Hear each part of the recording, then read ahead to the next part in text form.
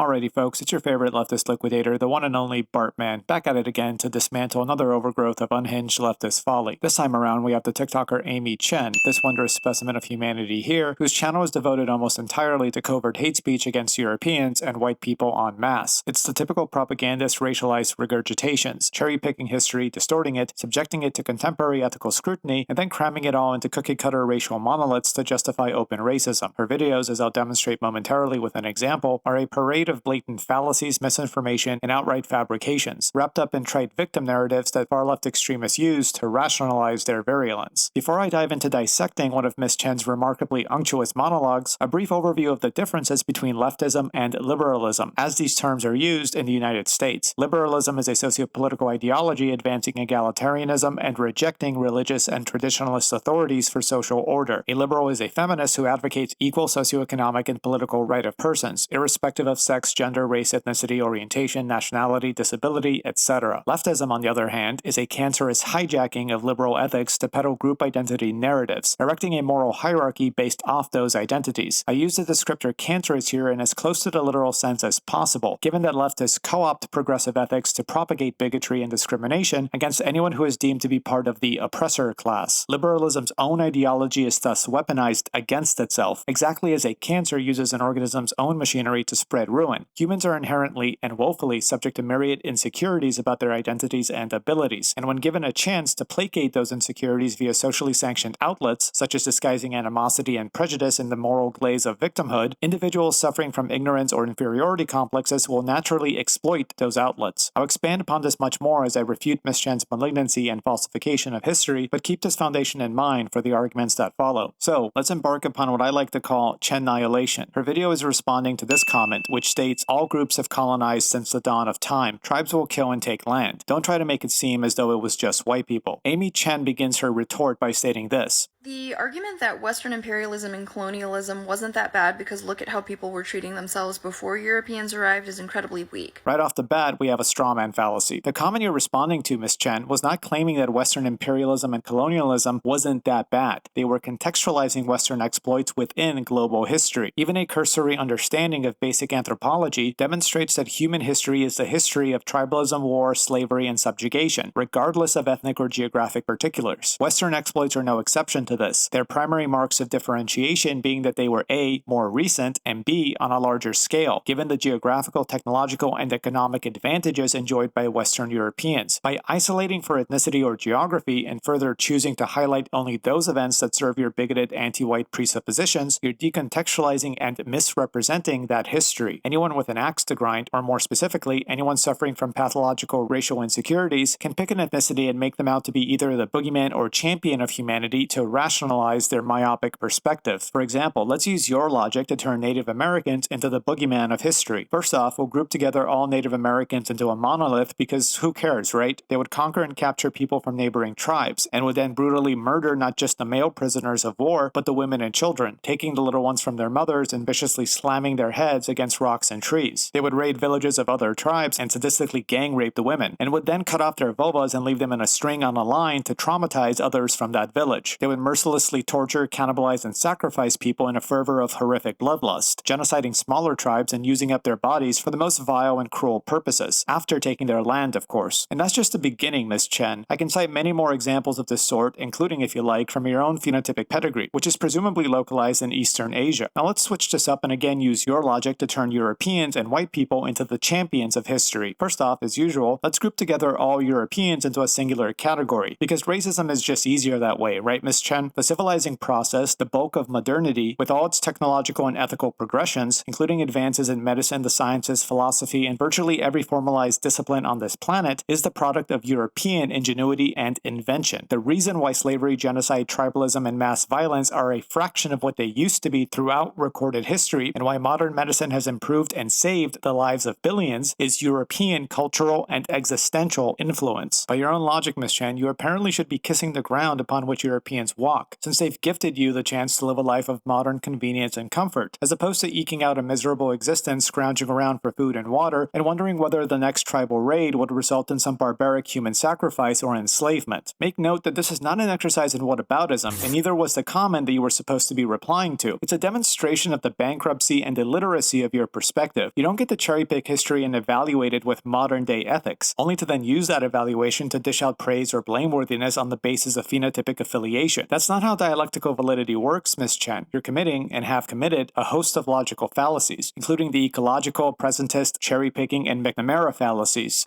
Because imagine you're out for a walk and you pass by a house where there's obviously a great deal of domestic disharmony. Would that domestic disharmony justify you breaking into the house, stealing their things, and treating them even worse based on the argument, look at how they were treating themselves before I arrived?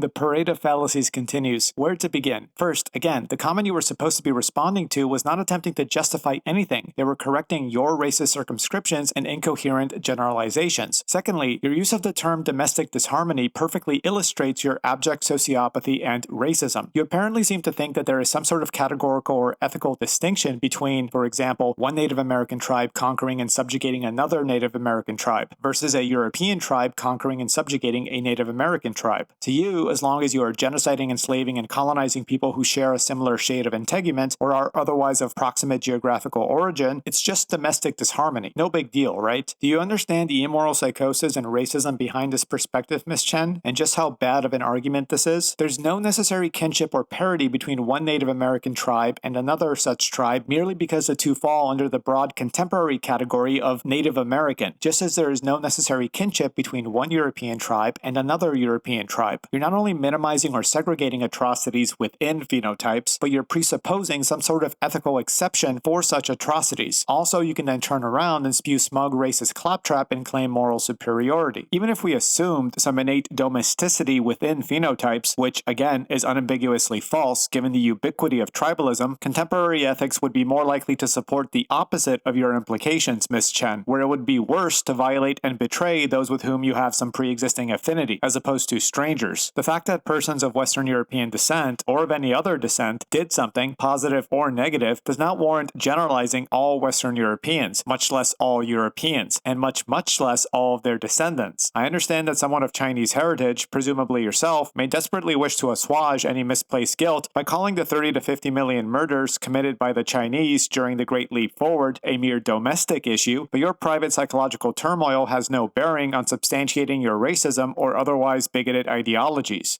Because I hope we can all recognize not only would that be a poor argument, it's immoral. Yes, it would be both a poor argument and immoral, and nowhere in the comment you're responding to was that argument made, Ms. Chen, but what's arguably even more immoral is your racist minimization of atrocities on the basis of whether the victims share phenotypic similarity with the aggressors. That's not okay, Ms. Chen. Again, by your logic, Europeans have granted you a fantastic set of ethical principles, but it's up to you to apply them correctly. Don't worry though, the Bartman is here to help you along that endeavor.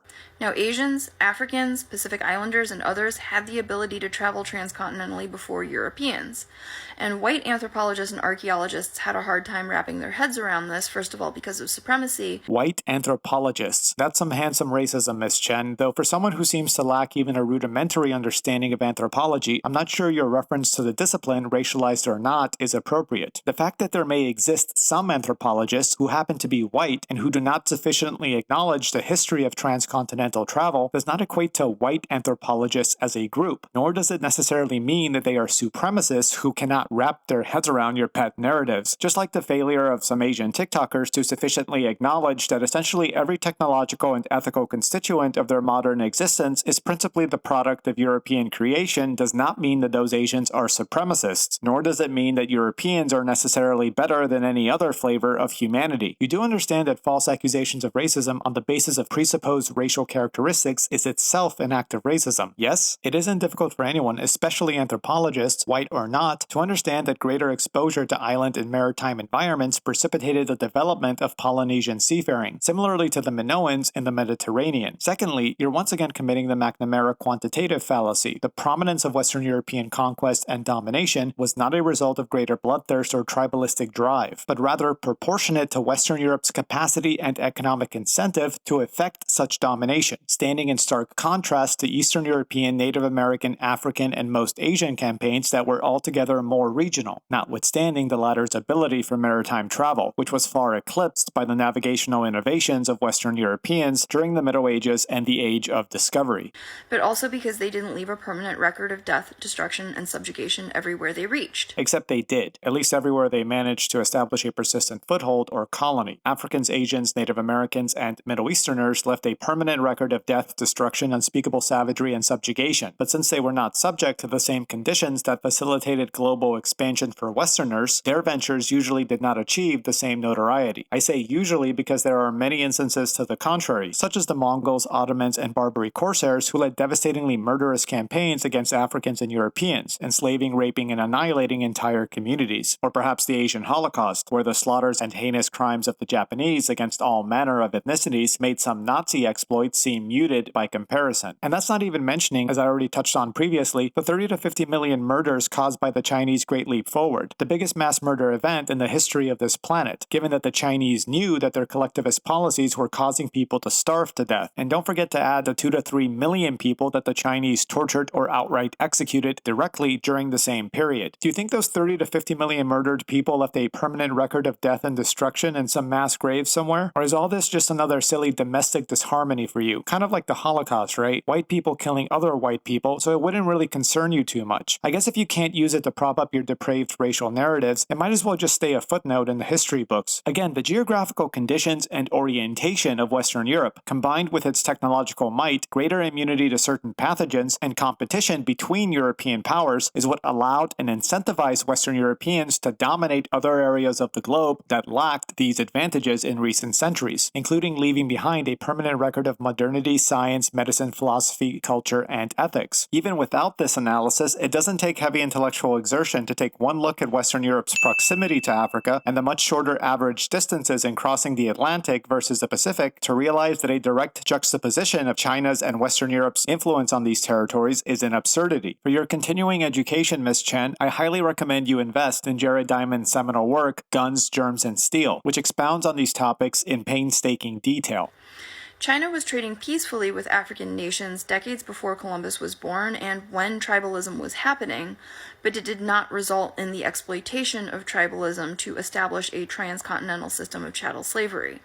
That's so much distortion and sophistry, I don't know where to begin. The propaganda here is delivered with such adorable passive aggression and smugness that an unwitting observer might even be partially forgiven for thinking that Miss Chen is preaching anything other than malicious misinformation. Here's the problem: false analogy, false generalization, and false equivalence. First off, peaceful Euro-African trade existed long before the Atlantic slave trade. The trans-Saharan gold trade is one example of this, where gold from Africa made its way to many locales within southern Europe via trade routes connecting sub-Saharan Africa with northern Africa. Prior to that, the Romans established a province in Africa as early as 146 BCE, along with trade routes and outposts in parts of northern, eastern, and sub-Saharan Africa in the following centuries, all of which was well over a millennium before any Chinese is known to have set eyes on an African coastline. Even further back, artifacts indicate that Greeks and/or Minoans were trading with Egyptians as early as the 18th century BCE, if not earlier. None of this resulted in a transcontinental system of chattel slavery, given that the conditions for such a system were not yet present. More on that in a moment. The Atlantic slave trade itself was also a cooperative enterprise among traders. African tribes and kingdoms expanded existing slave systems to willingly capture and sell black slaves to Western Europeans. Why? Because they were getting rich off it. The Dahomey, the Asante, and the Yoruba people are just some examples of the African benefactors in the exchange. But African slaves weren't only demanded by Westerners, the Chinese demanded them as well, and long before the Atlantic slave trade. As early as the 9th and 10th centuries, wealthy Chinese acquired black African slaves from East Africa across the Indian Ocean, supplied to them by Arab merchants who established long-standing trading posts in China, such as the one in Guangzhou. Many of these captives, as with their Atlantic counterparts, unfortunately died along the way or shortly after arriving in China. Those who survived were mostly subjected to hard labor, and scholars have noted that there appeared no records of Chinese owners questioning the morality of enslavement, freeing their slaves, or inquiring into their well-being, which is especially notable given that record-keeping was quite prominent in Chinese culture, a special term, Kunlun, was even used to disparagingly refer to darker ethnicities, which aligns with the historical and present-day racist attitudes held by many, if not most, Chinese against darker-skinned people. It would appear then that the Chinese enabled and instituted an early form of transcontinental chattel slavery, albeit obviously on a lesser scale than the Atlantic slave trade that followed. Are these your people, Miss Chen? I'd hate to generalize you based solely off phenotypic attributes and cherry-pick narratives. Considering this background, though, which you conveniently omitted, the contrast between Western Europe and China in regard to establishing a system of chattel slavery is wildly misplaced. Initially, as I discussed a few minutes ago, Europe is adjacent to Africa, unlike China. Combine that with an incessant demand for a labor force from the New World, and one would expect to see immense differences between Western European and Chinese influence upon the African continent, all else being equal, including the nature, size, and duration of any slave trade. But all else wasn't equal, Ms. Chen. In addition to the factors I already listed that spurred Western European ascendancy, Western Europeans placed heavy emphasis on exploration and trade, as opposed to the Chinese Ming dynasty, which, after the expeditions of Zheng He in the early 15th century, gradually shifted toward a policy of isolationism. Further still is the aforementioned fact that China already hosted many Arab and other Middle Eastern merchants who supplied them with their fill of black slaves, which was not exactly something Europeans were keen on doing, that is, hosting Arab slave traders, given that Arabs were actively enslaving Europeans as well. And speaking of Arab slave traders, guess what other similarity they shared with Western Europeans? They were also adjacent to Africa, unlike China. Why do you think it was the Portuguese and not, say, the British or Swedes who instituted enduring trading posts in Africa in the 1400s? Do you think maybe, just maybe, it related to the Portuguese being closer and having easier access to West African coastlines? Under this more holistic backdrop, Ms. Chen, it's not difficult to see why your statements are an exercise in moralistic deception and blatant falsification. And what exactly do you mean by saying China was trading with African nations decades before Columbus was born? You do understand that there were European trading posts in Africa before Columbus, right? The Portuguese established trading posts in Africa prior to Columbus's birth. And, as I already covered, the Romans and Greeks were there long before that. You're also falsely implying that Zheng He's expeditions were business as usual for Chinese merchants, which they weren't. Most of China's connection with Africa took place via Middle Eastern intermediaries. And all of this is to say nothing of the fact that millions of Europeans were subjugated, enslaved, and/or massacred by Ottomans, or the fact that the Arab slave trade lasted twice as long as the transatlantic slave trade, and often involved reports of wildly cruel mistreatment of captives that made chattel slavery in the New World appear almost passive by comparison. It wasn't until a concerted effort from the West, chiefly from Britain, which expended over a century policing African coastlines for slave ships, did African and Arab slave traders finally cease operations. And though I already mentioned the fact that the Chinese committed the worst mass murder in the history of this planet, I haven't mentioned all the other massacres and genocides committed by the Chinese over the course of China's colorful history. Again, to reiterate, none of this is whataboutism or justification of any past transgressions. It's an exposition of Miss Chen's racist perspective.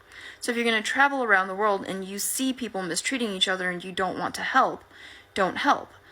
What? Why would any group help another group during a time when conquest and tribalism prevailed? Why would you assign a subjective boundary for grading mistreatment? On this side, you can be as savage as you like. But if you cross this imaginary line, Amy Chen will make TikTok videos about how evil your skin shade is hundreds of years later. Again, slavery, genocide, tribalism, and colonialism have been part and parcel of the human condition since antiquity. Different areas of the world had different ranges for traveling, and within those ranges, they conquered and subjugated proportionately to their abilities and economic incentives. Western Europeans not only had greater opportunity to scale their conquests and exploitations, but were geographically and economically situated to act upon those opportunities. You don't get to say, oh, Native Americans, Africans, and Asians were mostly enslaving and genociding others of similar racial features, so I'll implicitly condone or minimize that behavior as just a domestic disharmony. That's racist rubbish, Miss Chen. There's no ethical precept that mitigates the blameworthiness of enslaving and genociding people who happen to have phenotypic proximity to yourself. You're assuming some sort of racial privilege in harming other human beings who cross a threshold of resemblance, as if the value of human life is contingent on the color of the victim and aggressor.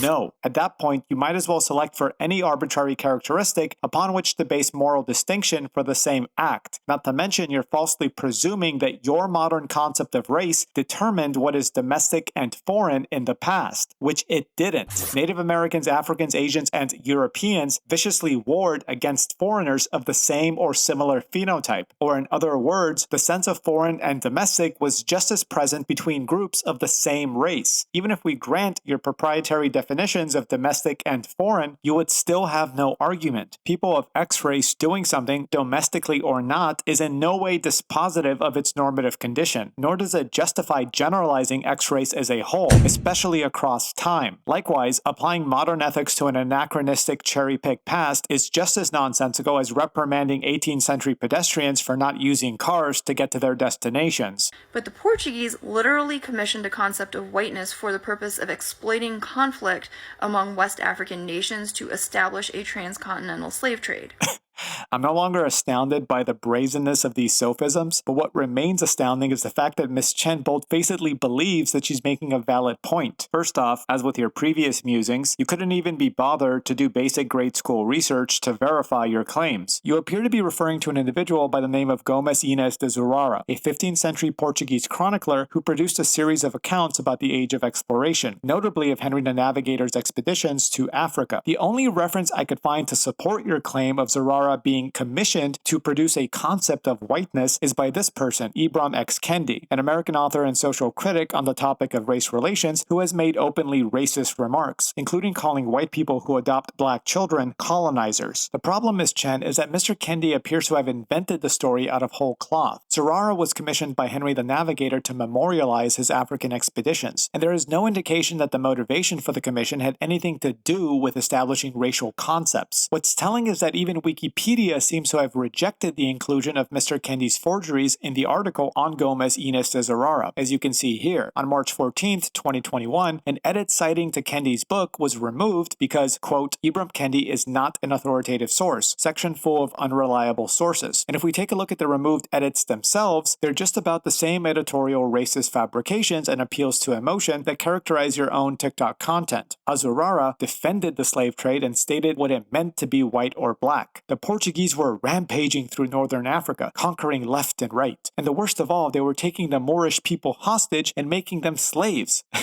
It sounds like a third grader who learned history from a black supremacist version of Sesame Street. You found the random source that aligned with your anti-white racism, Miss Chen, and speedily decided to regurgitate it, hook, line, and sinker, instead of simply spending 1 minute on Google or Wikipedia to discover how unreliable and specious it is. No, Zurara did not conjure up race one day as part of a commission to justify enslavement, nor did anyone else invent race in this manner. Racial notions in Western Europe emerged as a result of cultural, intellectual, and technological divergence, such as the Renaissance, commencing in the 14th century, and crystallizing, ironically, with the Age of Enlightenment and Industrial Revolution, commencing in the 17th and 18th centuries, respectively. Why would it be surprising to you, Miss Chen, or to anyone else, that a group of people who were in their ethical infancy relative to modern standards, as was the entire planet at the time, start to think of themselves as inherently superior by virtue of their advancements? In fact, Miss Chen, by your own implication, it would seem that the Chinese beat the Europeans at crafting hierarchies and concepts of racial identity by many centuries, given the existence of proto-racial terms like Kunlun, which I referenced earlier, used to disparage and dehumanize those of darker skin whom the Chinese considered less civilized and less cultured. Given this parity in development of ethnic identity, what would be surprising is if racism did not emerge in the part of the world where one group of people managed to acquire a vast and ineluctable advantage in development, which most recently happened to be Western Europe. But even then, there was no unified sense of whiteness or what it meant to be white. For example, a particularly cavalist statement by Benjamin Franklin in 1751 has him bemoaning the darkening of America by not only the sons of Africa, but even the swarthy complexion of the Spaniards, Italians, French, Russians, and Swedes, all ethnicities who are generally considered white today. And that's to say nothing of the discrimination and racist dehumanization of various other white groups within Europe or the United States, such as the Irish, Germans, and Slavs, many of whom were considered an inferior race and even characterized as apes. This, of course, is not at all to claim that these ethnic groups had a harder time than, or even comparable to, Black Americans or other non-white ethnicities. Rather, it's yet another demonstration that every possible thing you could have gotten wrong or bastardized, Miss Chen, you did. If the ethnic composition of Western Europe were to be swapped with any other shade of human, then that shade, in all likelihood, would have been the one to monopolize the last half millennium of global history, including including devising self-serving racial ideologies to aggrandize and rationalize its hierarchies. That's the conclusion best supported by the historical record, not your backwards racial essentialism, Ms. Chen. Even if we set aside, momentarily, these repeated fallacies and distortions, and take your and Mr. Kendi's fictions at face value, would that serve to somehow address the point made by the comment you're replying to? No, the existence of racist attitudes among one group of people does not remotely justify generalizing all those who share some resemblance to that group under the same banner, nor does it magically excuse or mitigate the incomprehensibly cruel genocides, enslavements, murders, rapes, sacrifices, and mass destruction committed by another group, such as those found within African, Native American, Middle Eastern, and Asian histories. The condemnation of these acts is not at all lessened or distinguished by virtue of the victims and aggressors more often sharing phenotypic congruity relative to modern racial notions. So exploiting the harm that people were causing each other to justify causing more harm for their benefit is literally what whiteness was created for. No, it wasn't. First, as I already covered, Ibram Kendi's claims are politicized fabrications. Racial concepts emerged due to divergence in civilizations that had already undergone phenotypic separation. China is an early example of this, with no sign of improvement since. Second, none of this addresses the comment to which you're responding. Whiteness is not white people, Ms. Chen, just as blackness is not black people, and just as Asianness wouldn't be Asian people. The commenter was not talking about whiteness. They were declaring the unmistakably evident fact that all ethnic groups have exploited and subjugated. The existence of racial ideologies rationalizing some of these subjugations does not change this, nor does it change that such ideologies developed epiphenomenally, on top of the economic and geographic conditions that motivated exploitation to begin with. Western Europeans were playing the same game as every other corner of the globe, except they had the benefit of unprecedented advantages. If a red tribe is harming a green tribe for its own profit, and along comes a blue tribe and applies its superior resources and abilities to elevate itself amidst the discord, why would that surprise you? Alliances and strategic exploitation of conflict happened the world over, Ms. Chen, among all ethnic groups. Western Europeans were better positioned to leverage and scale these tactics, which they also directed against other Europeans, including segregating them on the basis of tribe and race. As illustrated by the Benjamin Franklin quotation, it wasn't whiteness that precipitated Western Europe's hegemony, but rather its aforementioned advantages. Racial ideologies came afterward, and as already referenced, they were only to be expected at a time when humanity was still in its ethical infancy. Why do you think it was Western Europe where racial concepts developed more saliently? Because they were the most successful in playing the game of conquest and subjugation that had existed for all of recorded history, and they acquired such a massive lead that they naturally started to think of themselves as inherently superior. In all probability, this would have occurred for any ethnic group fortunate enough to find itself situated in Western Europe. If the Chinese had been where Britain is, the dominant language in North America today would probably be Chinese. In other words, Ms. Chen, the conditions permitting Western Europe's ascendancy would have remained irrespective of any superstructure placed on top of them, racial or not. And that's really the final nail in the coffin for your argument. What is the difference between rationalizing mistreatment on the basis of race versus any other aspect of tribal membership? If Tribe A legitimizes its mistreatment of Tribe B because Tribe B has, say, a different religion or average height, does that make the mistreatment any better than if it had instead involved racial ideologies? Does the history of Muslims using the Quran to legitimize horrific slavery and murders render their misdeeds any less condemnable? Does that history warrant Islamophobia? Is the caste system of India, which has resulted in colossal systemic terrorism, made any less vile simply because it is more phenotypically confined? If the racial element of the Atlantic slave trade were to be wholly removed, would there have been any meaningful change in how reprehensible the enterprise was, or that the impetus for the trade would still have existed just as it did for the Arab slave trade? Even if we generously cast all this aside, Ms. Chen, your sanctimony would remain unadulterated anti-white racism, since you're erecting a monolith of white people based on assumed characteristics. In fact, your own metric of group-based harm works against you, given how wonderfully it dovetails with the ghastly logic of white supremacists. Has the benefit that white people have brought into this world outweighed the harm they have wrought? My almost almost any calculus, the answer to this is yes. As detailed in Steven Pinker's momentous book, Better Angels of Our Nature, we live in the most peaceful and prosperous times in human history, with the lowest average poverty, highest lifespans, and lowest chance of death due to violence or disease, most of which is directly or indirectly the result of white ingenuity. If getting to this point necessitated the ethical maturation and graduation of the human race, which it obviously did, then, Ms. Chen, once more, by your own reasoning, you should be kissing the ground white people walk upon, as opposed to pumping out smug, covert hate speech to placate your racial inferiority complex. Well, folks, that's going to wrap it up. People like Ms. Chen are the problem in Western politics today, along with far-right nationalism. The amount of damage these propagandists rain upon race relations and impressionable youth, to say nothing of the damage to dialectics and the historical record, cannot be overstated, and it is essential to expose, refute, and condemn them. Until next time, argue strong, and never forget, the Bartman fucking loves ya.